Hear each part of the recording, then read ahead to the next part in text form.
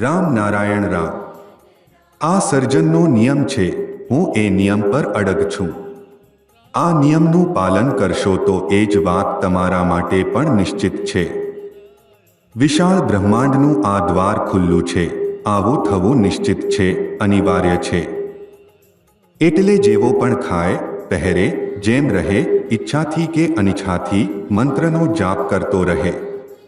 તમને જે મંત્ર મળ્યો છે તે કોઈ પણ સ્થિતિમાં અવરોધ લાવતો નથી.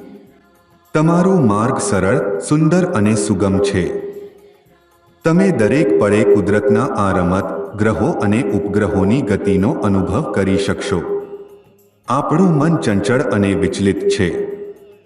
મનમાં દુઃખ, આઘાત અને પ્રતિક્રિયાઓના દ્વંદ્વો આવતા જ રહેશે. જેમ સમય આ બાબતોની રાહ નથી જોતો, તેમ એ અહીં પણ રાહ નહીં જોઈ.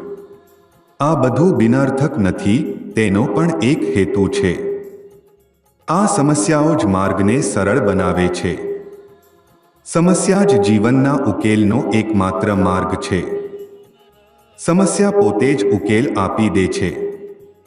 પરંતુ આપણે દરેક ક્ષણે અટવાઈએ છીએ અને બધું ઉથલપાથલ થઈ જાય છે. તમે માત્ર આ મંત્રનો જાપ જ ચાલુ રાખો. આ મંત્રમાં એટલી શક્તિ છે. જુઓ, ય અને ચંદ્ર પ્રકાશ આપે છે, પણ એ તેમનો પોતાનો પ્રકાશ નથી.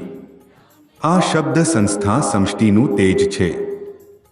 આ શક્તિ સૂર્યની પોતાની નથી.